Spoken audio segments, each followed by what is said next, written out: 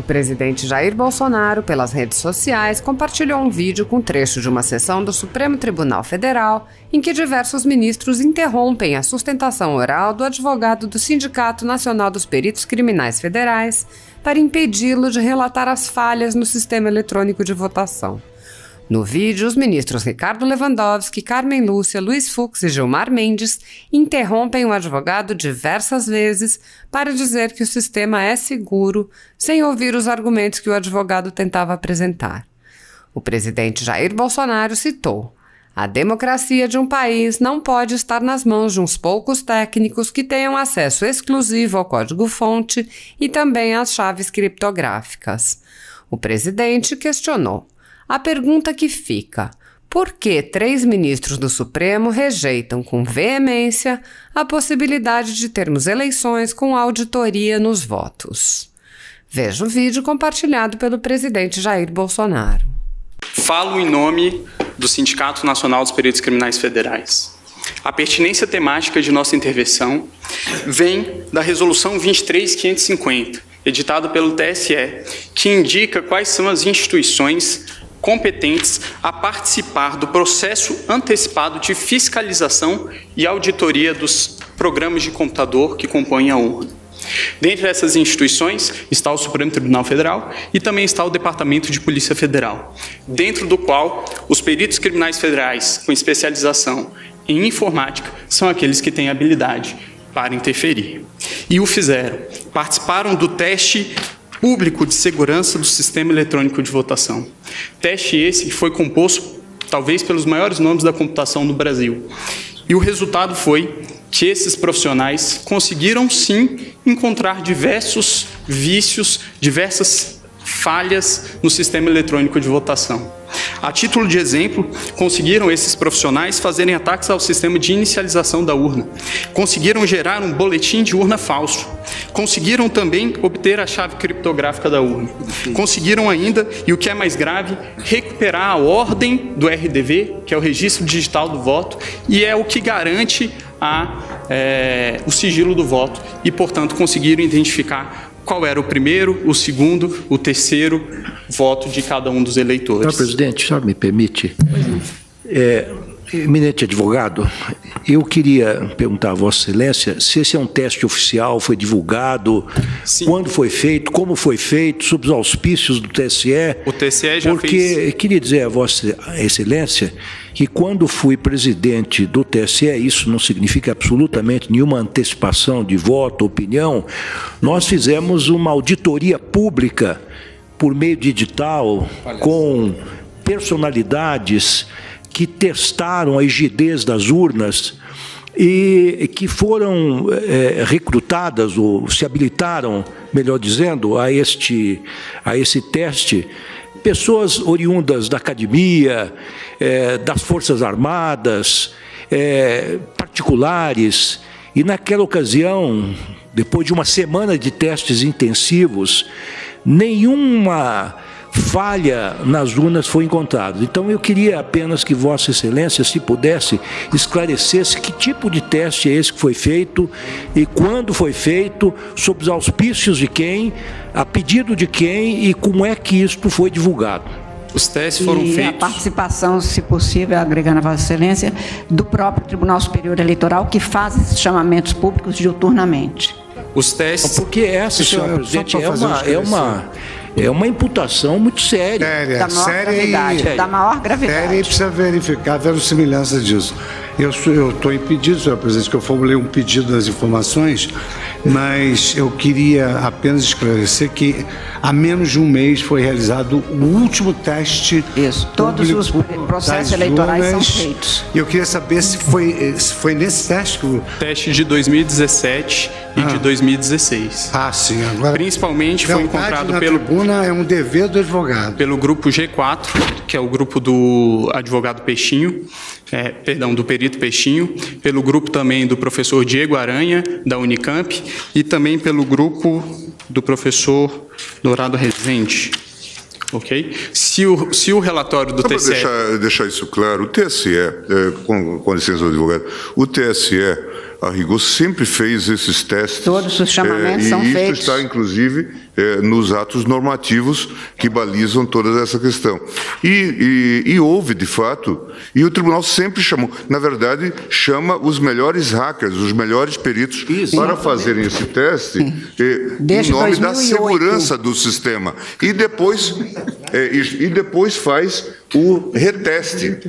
De modo que isto, neste caso, inclusive, o tribunal reconheceu o trabalho do professor Diego Aranha, que conseguiu progresso, mostrou falhas e depois houve a reprogramação. De modo que isso é absolutamente normal e só mostra a seriedade com que o TSE tem se havido nesse tipo de matéria. É absolutamente rotineiro isso que se faz. Mas só para efeito de... Zé, que eu essa é uma afirmação que está sendo feita da tribuna é muito séria. O questionamento do ministro Lewandowski, exatamente porque talvez as pessoas não saibam que estes testes são feitos a cada período, publicamente, com chamamento público e dado a público, inclusive, todas as informações relativas, mas Vossa Excelência continue e eu darei o interregno do questionamento.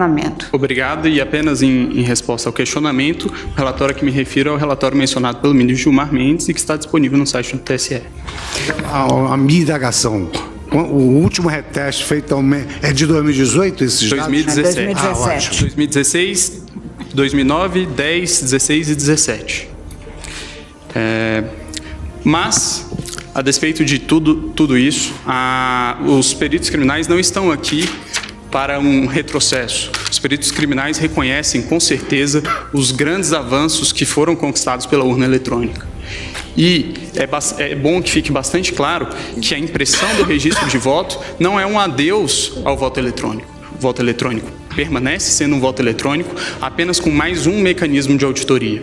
E aí é importante trazer quais são os 3 principais pontos que são indicados como as auditorias possíveis e viáveis em uma situação como essa. Indica os técnicos responsáveis pela elaboração do sistema que o RDV seria o registro digital do voto, seria um mecanismo para se apurar, se embaralhar os votos e se apurar a quantidade de votos.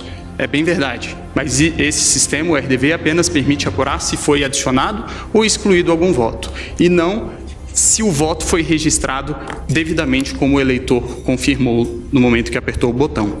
O boletim de urna, do mesmo modo, ele permite sim uma auditoria, mas ele permite a auditoria da conferência conquistada escrito no boletim de urna com os resultados que foram apresentados no site do Tribunal Superior Eleitoral.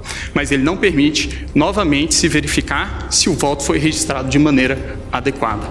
E, por fim, a votação paralela, que resolveria essa situação que apresento, que seria o ato de se pegar algumas urnas no dia da eleição e fazer a simulação de uma votação para se verificar se a urna registrou adequadamente os votos.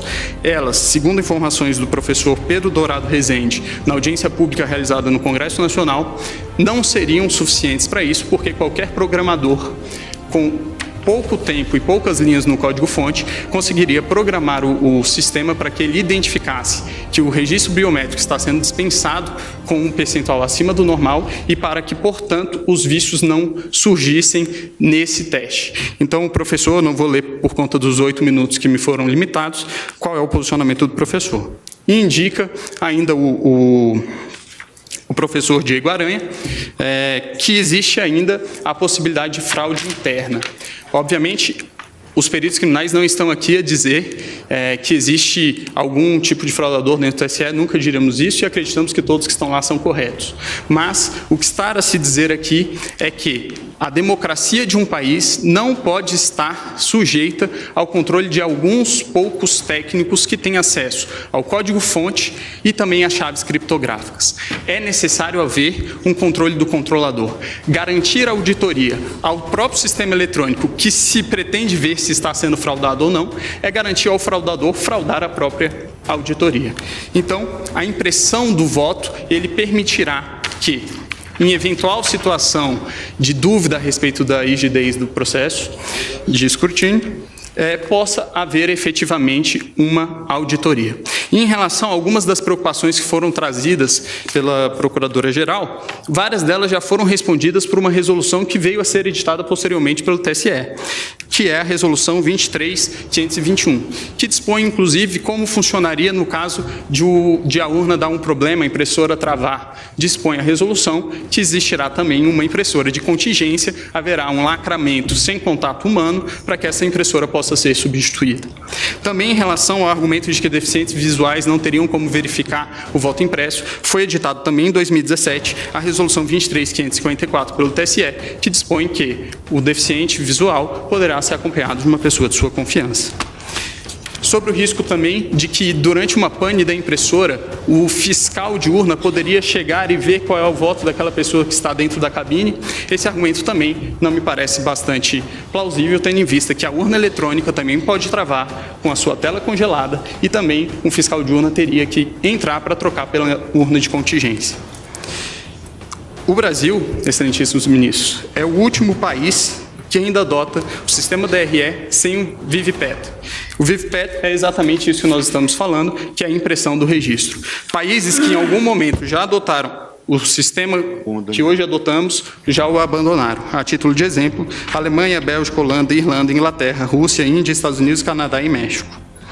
Por fim, excelências, utilizaria aqui mais uma vez a fala do professor Diego Aranha, que o ministro Gilmar mencionou, quando se trata dos argumentos de preço de viabilidade temporal. E aí eu vou tomar a liberdade de ler nesses meus últimos minutos. Diz o professor: é inegociável a existência de um registro físico para fins de transparência. Em situações de vitórias cada vez mais apertadas, não se pode ter dúvida sobre o resultado correto das apurações. Sobre a questão orçamentária, eu gostaria de finalizar dizendo que a possibilidade de auditoria de uma eleição não deveria ter preço. Esse é o requisito de qualquer eleição, provar para os participantes que o resultado é acurado e honesto. Isso não deveria ser negociável. A discussão, se não é possível acomodar no sistema atual brasileiro, para que ele possa ser transparente, inverte completamente a sequência lógica das coisas. Transparência é um requisito. E ainda em relação ao preço, são vários os exemplos que podem ser encontrados na rede mundial de computadores de gastos semelhantes com coisas que, acredito eu, não tragam tantos benefícios à democracia do país. A título de exemplo, o governo federal gastou 800 milhões de reais em publicidade no ano de 2017. O valor estimado para a impressão do voto, é de 2 bilhões de reais. Por fim, inexiste inconstitucionalidade no dispositivo. O dispositivo, a nosso ver, apenas torna mais constitucional o estado de coisas constitucional que já existe, e é nesse sentido que os peritos criminais federais requerem que seja julgado improcedente os pedidos da inicial. Agradeço a atenção de todos.